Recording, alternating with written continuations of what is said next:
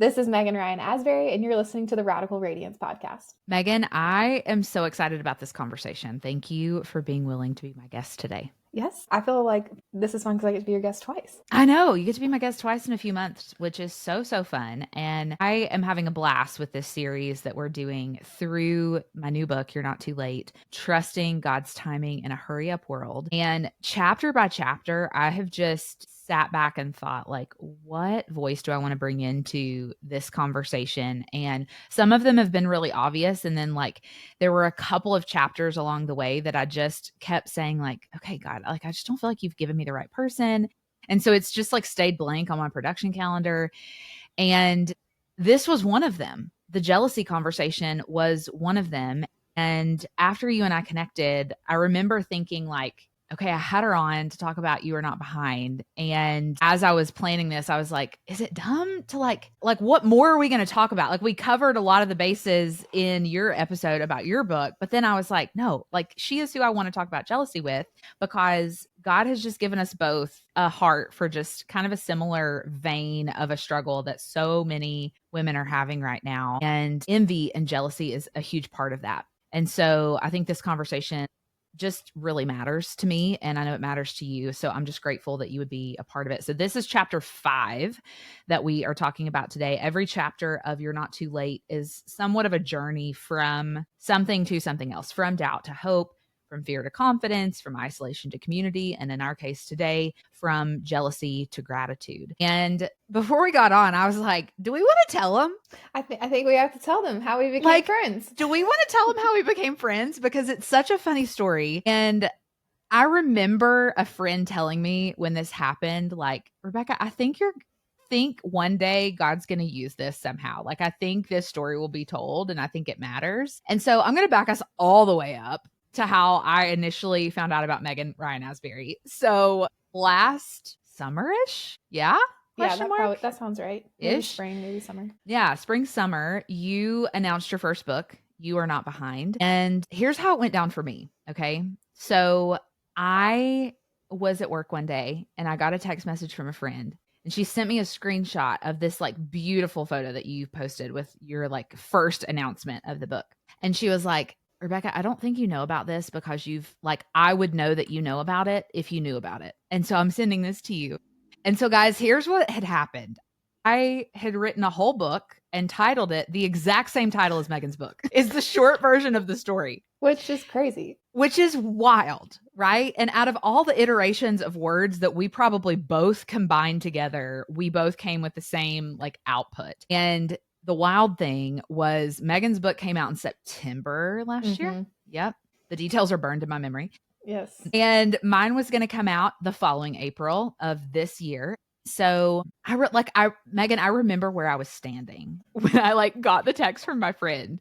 And I was like, okay, first of all, like, what do I do? We're like designing covers. The verbiage is like all throughout my manuscript. Like where in the world do I go from here? And like, do we retitle it? What do we do? And so I called my editor and like panicked, like, we have time. Like, how do we make it distinctly different from hers? And so we kind of went down the path of doing that. And I still had this piece of me that was wrestling with like, we both are in the industry. So like, you're going to see my book come out. And there was part of me that's like, I don't want her to think that like, I copied what she was doing, like none of that. Right. And so I talked with a couple of my friends and just really like, I could not get away from like, you are supposed to befriend her. Like you are supposed to know her. God has given you both such a heart for this topic. And like the tendency would be to see yourselves as competitors. But I just had such conviction to like press back against that.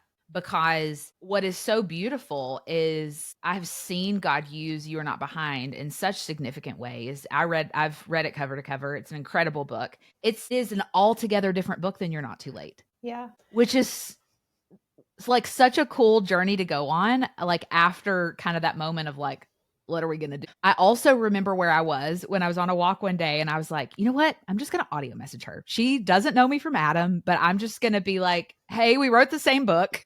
Like, do you want to be friends? having no clue like how kind and generous you would be in your response. But that is what happened on the back end of how Meghan and I became friends. So like from your perspective, Oh, I mean, how did that go down? What's wild is like we were probably writing at the same time. Yeah. You were Totally. definitely under contract for this book before I was.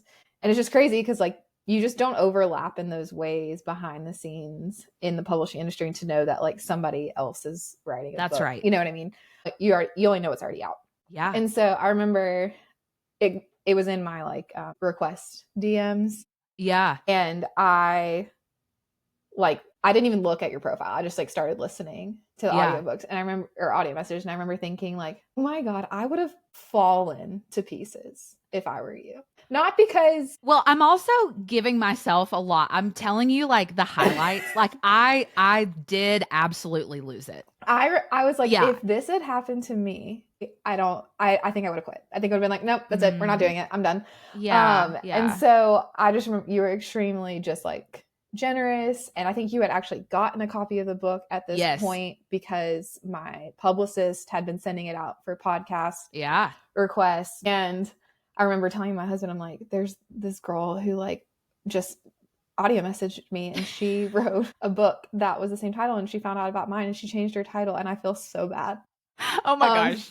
I did not want you to feel bad. I look you up and I'm like, okay, she's got like, you know, a much larger platform than me. This is not her first book. And I thought it was just really mature and kind of you to even like extend an offering of friendship. Not because I think your heart would be in a different place, but it would have just been easy to be like, to never tell this story, to just move on. And, you know, you could have chosen to not have me on the podcast, or you could have chosen to. And I actually just finished You're Not Too Late over the weekend. And it's a beautiful, beautiful book and a helpful resource. And I'm telling people who have like read my book that like that's the book they should get next, because I think you do just a really beautiful job in like even creating more of like a Bible study than like my book is very much so like in my head thoughts. Yeah. They're just, we have different writing styles, obviously different experiences, but also shared experiences. And I think the feeling of not being behind, the feeling of feeling like you're too late are obviously like synonyms for one another. But I think the people who, so many people need that message, and you're going to reach people with your message and I'm going to reach people with my message that like, I hope one day cross over because we're friends and those things. But if they never do, like what a gift that, and I also think like the Spirit must be doing something if he put it on both of our hearts that like women in particular needed this message. And it wasn't going to take just one book to like help people experience freedom in that. It was going to take two. And so I hope the listeners of this podcast are just like encouraged, because I also have just really appreciated your friendship as like a first-time author, and the ways you've even been generous and like answering questions and sending encouragement, and me going, I have no idea what I'm doing. And getting just to like learn from you both like in our personal conversations, but also just following you online has been like such a gift to me that I'm really grateful for. And I don't know that would have happened if we hadn't had the same heart for the same people. Yeah, same. Well, and I'll also share with listeners who are like, this feels like too picture perfect of a story, and like you're tying it up too perfectly in a bow. I'm experiencing something where like I'm navigating that tension of jealousy and envy and like competition. And I just want to also say that like there was a period of, it wasn't that long, it was like a couple weeks after I found out about the book until I actually had the like, I think it was an ARC version of You Are Not Behind in my hands. And I remember getting the email from your publicist, and it was another like, now I have to decide, like, now I'm okay, God, like you're putting me in a position of deciding whether or not I want to talk about this on my podcast. And so I remember emailing kind of with like, not in a mean-spirited way, but just like, yeah, send me a copy of the book. I want to read it. And then like, I'll respond from there. And I was still just like resisting the conviction in my heart, if I'm really just gut level honest to everybody listening. And so I get a copy of the book and I read it in like 2 days. And I remember like where I was sitting in my living room when I read, I don't remember if it was like an epilogue or the last chapter where you talk about, there's this moment where you like write about having a ring on your finger. And I just absolutely lost it, because there's just like similar moments that I write about in You're Not Too Late. And I remember closing the book and I looked at my husband and I was like, I have to be her friend. Like, And it was in the like reading of your work that God like softened my heart and like got me to a place where I could think about it in a healthy way and see above the competition piece of it and swallow my own pride and be like, no, this is not a competition. This is two women doing important kingdom work that like God has specifically led us both to. And so, yeah, as we dig into jealousy, I just felt like we had to start there. So, I mean, we could end the podcast here, but that is how Meghan and I initially connected. Read them the full title of You Are Not Behind. We'll share about it again at the end. You Are Not Behind, Building a Life You Love Without Having Everything You Want. So good. So good. Envy is a huge part of that. Something you said in our initial episode that we did together that I thought was just so good. We got to a part about envy and you were like, here's the thing we forget. Envy is sin. Like in our cute little like Instagram culture, we talk about competition and we talk about jealousy, but we don't often think of like the gravity of jealousy and envy and how distracting it is from us pursuing where God has us today. And just how it can really shift our eyes from that. And so I want to start where we have started in every one of these episodes with the two statements that I make in each chapter where like the world would tell us something about this topic, but then God tells us something entirely different. So for jealousy, the world would tell us someone's step forward is my step backwards, meaning Meghan gets the book out the door first with that topic. And that means I have to step back and there's not room for both of us, versus God would tell us God's provision to me or someone else is worthy of my gratitude. So those are our two statements. I wonder, Meghan, when you think about the path from jealousy to gratitude, like what gets in the way of that? We can call it like jealousy, or like I think the one of the phrases people love to talk about now is comparison. Yeah, totally. And I think it's really easy to get caught up in what do I have stacked up against this person, positive or negative. Yeah. Like whether I'm looking at someone else's like platform who's also an author and like how many likes they're getting on their post versus mine, or like in the reverse, if I'm looking at somebody else who's like barely started and making like puffing myself up. And I think it's all rooted in pride. And I think, I mean, we look at the Israelites in like the book of Exodus and they're like comparing themselves to where they were in Egypt when they're like in the promised land. And then fast forward, they finally get to the promised land. And then they're comparing themselves to the other nations that have a king. So they beg God for a king because they want to be like everybody else. Ultimately, that leads to their demise.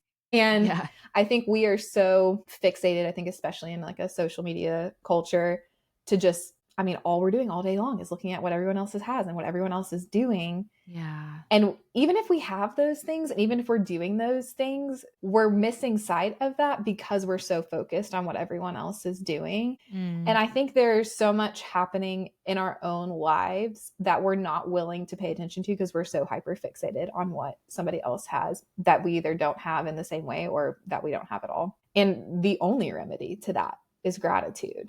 And I think it's really, I might have said this on the last time we chatted, but it's really interesting to see when culture starts to duplicate things that like are biblical. And the Bible talks a lot about gratitude, and it talks a lot about remembering, which I think is also part of gratitude, to like remember what God has done so that you can be grateful for what God has done. And like every wellness influencer who like would call themselves spiritual but not Christians is doing a daily gratitude practice. And there's all these studies on like what it does to your brain and how it chemically like reroutes things in your brain. But if we don't take a step back, call it what it is, which is sin. Like I'm jealous of that person. I'm comparing myself to that person. I'm envious of that person. We have to call that out. And then we have to get grateful for what God has given us, because what a terrible way to spend the rest of our lives if we're just going to sit around and be mad that she has what I don't. Yeah. So good. So good. I'm going to read a section out of this chapter for us. It says, God can provide the thing we want for someone else, and we can continue to trust God with our own outcome. Both can be true, but we can't deny that the balancing act of holding both can be challenging. We must remember that our friend who got the thing we want isn't our enemy. However, the enemy often uses such situations to distract us. The roots of jealousy can run deep and be mired with hurt and past pain. However, we can't stay there. Let's uncover the roots of jealousy so that we can learn to trust in God's timing and move forward in gratitude. And so I wonder, like, practically in your life, Meghan, when you have bumped up against those situations where the person's getting the thing you want and realizing that she's not your enemy, what's helped your heart sort through that in the past? I think what you talked about in How We Met is a great example of that. I think it's really hard to view someone that way when you like engage with their humanity. Yes, and totally.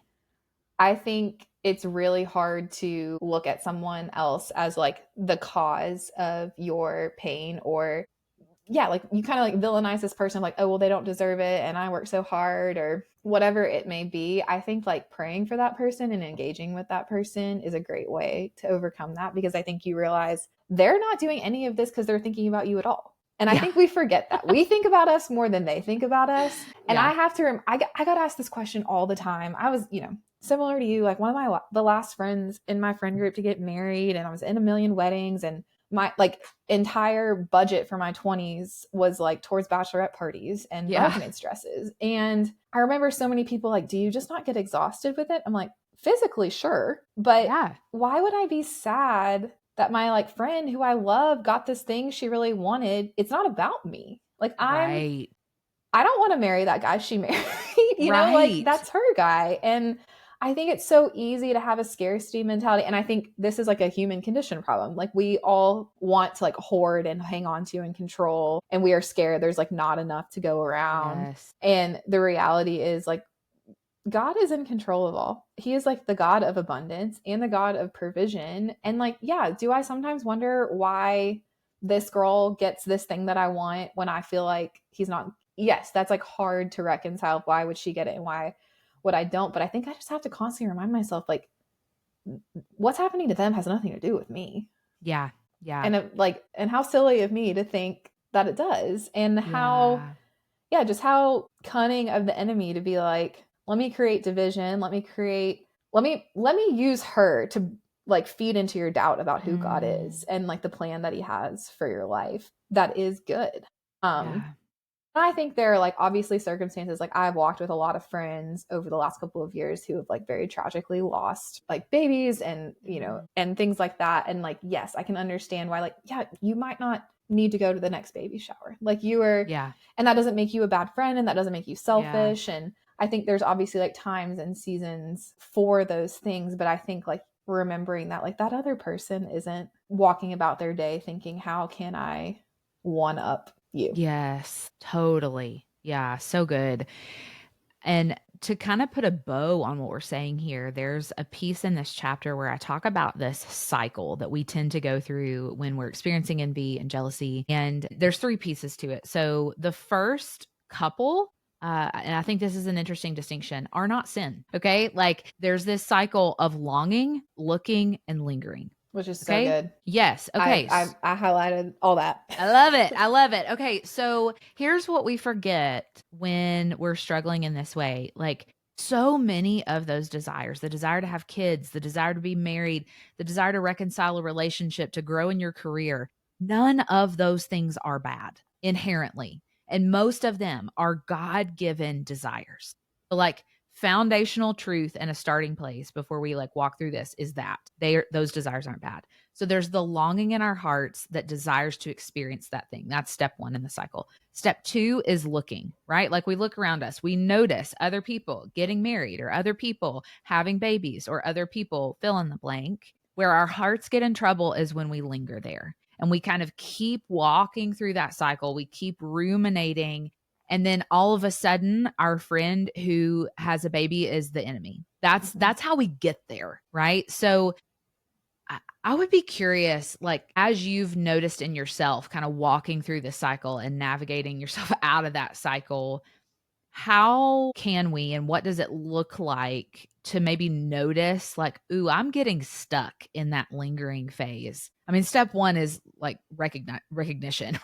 Yeah. But how do we be intentional there and get ourselves out of that? Yeah. I think it is really good for like we are really good at taking good things and turning them into ultimate things. And we are really good at taking our desires and letting them dictate what we think about God, whether or not we get them. Yeah. Which is idolatry. And so Yes. in that cycle, you talked about like, no, it's not bad to want something, but it is bad to want something too much. And I think like I think it was Tim Keller, maybe it was John Piper that said our hearts are idol factories. Like we just like love to make idols out of things.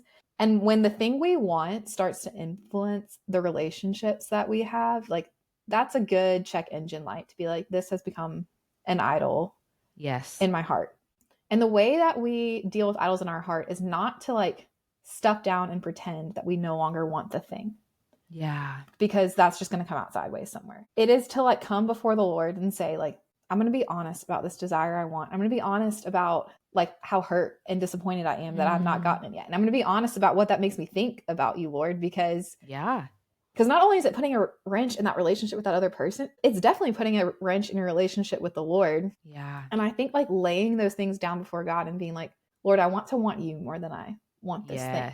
And if right now where I'm standing, where my 2 feet are without that thing is where you want me to be, like, help me trust you in that. And that is, you're not going to wake up the next day and not want the thing you want anymore. Like you're not.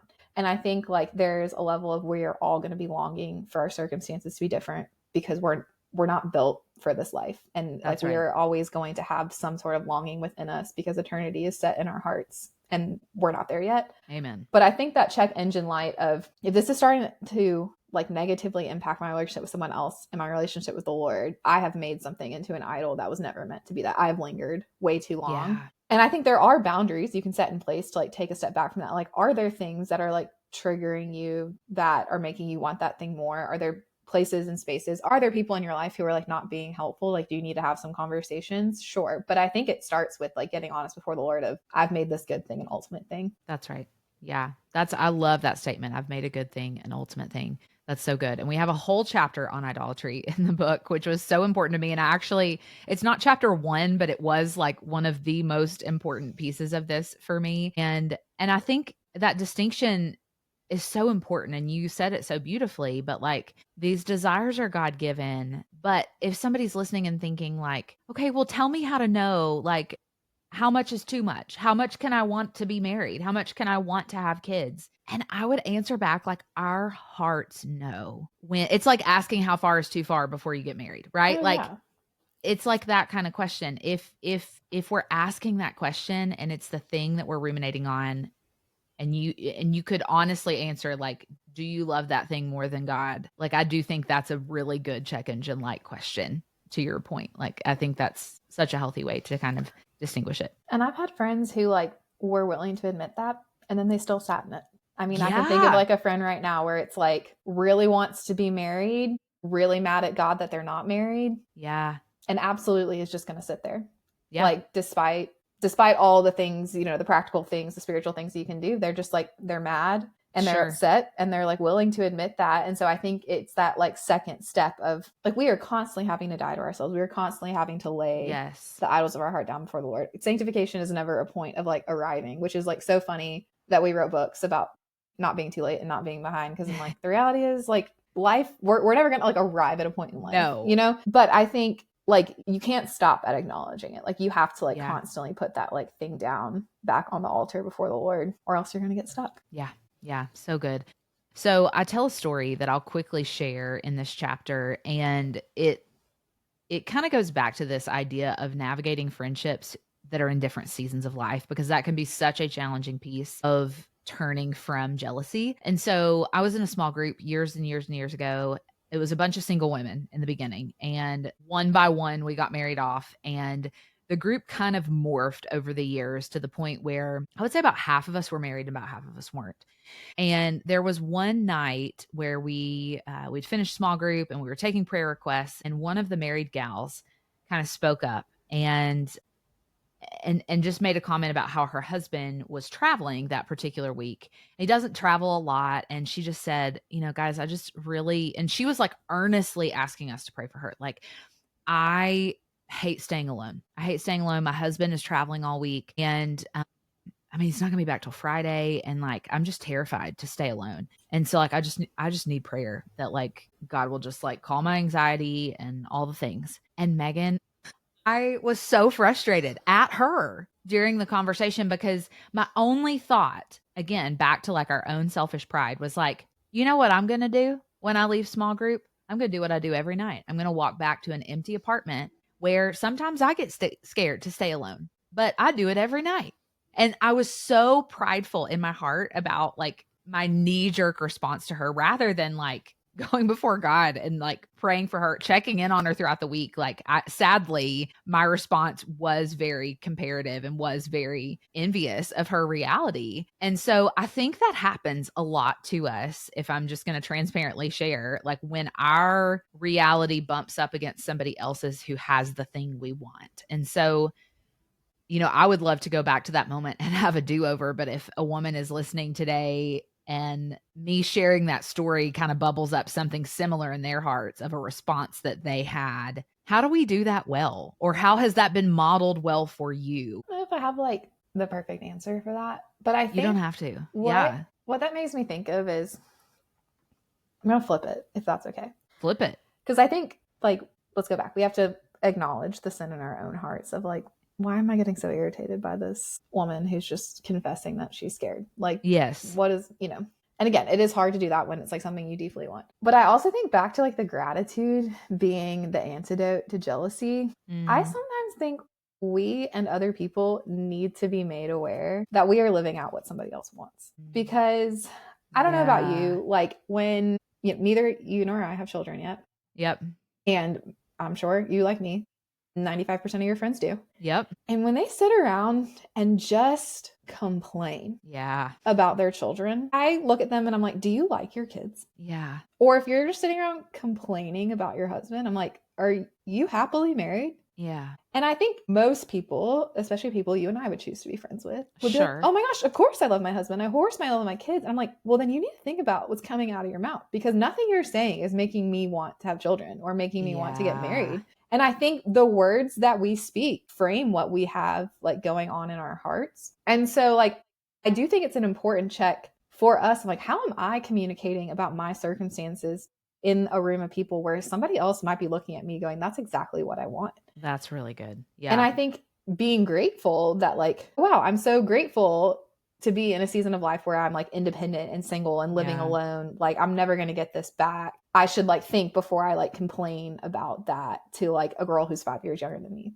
Or that's like being married. Like my husband and I have had a lot of conversations just because we were some of the last of our friends to get married of like, here's how we're not going to talk about each other to other people. And here's how we're not going to talk about marriage in front of single people. Because I just think it's like when we just sit around and complain, of course we're not going to be grateful for what we have. Mm-hmm. And yes, there's like a time and a place to like safely be honest about some things that are hard and to like have commonality to like vent with one another. But I think we take it too far often. We take it too far. Totally. Okay. This is a hot button topic for me. So I'm going to have some self-control and not talk about it for a long time, but I have such passion around this when it comes to motherhood, because I feel like the millennial generation, probably primarily, has just grown up and I'm in that crowd. So, but grew up kind of in that hybrid, like half their life they didn't have technology, half their life they have, but the years in which they have been a mom have been filled with technology. And so it's just like cute to share those challenges and whatever. But sometimes I look at like the reels that get shared in friend groups that I'm in, or just the general sentiment of content that I see about motherhood. And granted, like people listening, you are listening to a woman who desires to have children one day. Like I truly do. But there are moments when I watch content like that and I think, why would anybody have kids? Like it must be awful. You know, did you see it's like trending right now. Chapel Roan got on the Call Her Daddy podcast and said, no one I know who has children is happy. And she goes on this whole rant. And so there's like two sides of the internet. There's a side of the internet who's like, yes, I agree. And there's a side of the internet like, no, wait, motherhood's awesome. And I love it. And so it's created this interesting dialogue of, like motherhood is not perfect and it's like hard. And it is quite literally, from like my perspective, one of the most like selfless things you have to do as a woman. Absolutely. And like, I think we are in a unique spot where like we have lived a lot of adult life without kids, and it's going to be a like very stark difference once we get to that point in life. We are just way more aware. My mom had me at 23. She had no idea how to be an adult. Like, you know what I mean? So it's like just very different. Didn't know any better. No. Just figured it out. Yeah. And that is like there's like beauty. I tell people all the time, there is no right age to get married and there's no right age to have kids. There are pros and cons to both. Absolutely. So like, hear me when I say, like, if you had kids young, good for you. You like enjoy retirement. Yes. My parents are living right now in their 50s with no kids at home. You know, like they're having a great time. Meanwhile, I'm like in my 30s, like, am I going to be able to like have all my kids? I thought I wanted because I don't have that much time. Or my back hurts already and I haven't had a kid yet. So, right. But I think like like, yes, you have to be honest about your struggles and you have to have people you can talk about it with. But I think there's a reality of like being jealous of someone who's in like a different mom season of you or someone who's not a mom at all is like not going to help you like love your kids. It's not going to help you like get through the hard season, whether it's like the sleepless nights or the like diapers or like you're taking your kids to 18 different sports on a Saturday. I'm not like, there's so many like hard things that like come with that, but like what a gift from the Lord to like get to do that in whatever that capacity looks like for you. Like, again, there's no like perfect or right way to mom, but I do think that it's like when you're sitting in a room with people who aren't moms and you're just like talking about how hard it is to be a mom. I mean, I've straight up looked at friends and I'm like, so should I have kids? Because I'm that person who's just like not afraid to say something like a little blunt. And they'll be like, well, of course, they're like the best thing that ever happened. Like, it does not sound like that. Yeah. And I think we all need that gut check, whether it's our jobs, whether it's, you know, our church. I mean, like any sort of like circumstance that is like imperfect. Anything that is difficult about living in a broken world. Yeah. It's like my house. I'm like, you know, like we like live in a smaller like townhouse, but like if I just like people are dying to like own a townhouse in Nashville. Like I just like, why would I complain? And it's like, but I would never, the only reason like I'm even thinking about it is because I'm comparing myself to somebody else who has a bigger house, you know? Yeah. And it's just silly. Yeah. But it's what we do. It's what we do. It is what we do. Well, I could talk about this chapter for a long, long time because there's so much there. And I'm so excited for listeners to get their hands on that chapter, get their hands on You Are Not Behind. And we'll talk more about that in a moment. But I want to ask you a question I ask every guest that comes on the show. So this is the second time you've been on the show. So I always love when people come back, and God is always at work in us in and out of different seasons. And so excited to ask you this question again. The podcast is called Radical Radiance, with a heart to just help women see what it looks like to radiate the heart of Jesus in all that we do, our life, our work, our relationships. And so in this season of your life, what about Jesus makes you radiant? Being uncomfortable. Oh, tell me more. I have realized over the last 6 months, we've just had some like health things going on, my husband and I, and just things that have been like really unexpectedly hard with friends and family too in that realm. And I so desperately am aware of how badly I want to be comfortable and like physically in my body. And it has just kind of like shown me that like nowhere in scripture does it say that life is going to be comfortable. And in that discomfort, we have like two choices. We can either like try to grasp tighter on and chase the things that make us comfortable, or we can like learn to like persevere with hope, as Romans 5 talks about, which is what Jesus has demonstrated for us. And I would not be able to persevere through discomfort without hope if it weren't for Jesus. And so I think that in this season of life is what I feel like is making me radiant. That's so good. I love that. Well, I want you to share with everybody, where can they grab a copy of You Are Not Behind, connect with you, all the things after this conversation? You can get a copy of You Are Not Behind. Most major retailers you buy books. Amazon will probably be your easiest bet. I only hang out on Instagram, really, and that is at Meghan Ryan Asbury, and that's Meghan with an H. Otherwise, once you get there, you'll see other places you connect with me, like my website or Substack or things like that. Amazing. Awesome. Well, friend, I am so grateful for you, grateful for this conversation, and just so thankful for how God wove our stories together in such a unexpected and really fun way. And so it is just a joy to be your friend. And I'm so proud of you. I'm proud of us for carrying this message because it's so important and it's resonating with so many women. So if you're loving You're Not Too Late, You Are Not Behind is such a great companion book to You're Not Too Late. And so go grab a copy of it. Go connect with Meghan. And I'm just grateful that you would be here today with me, friend. You're the best. I'm excited to see all the stories about You Are Not Too Late to come.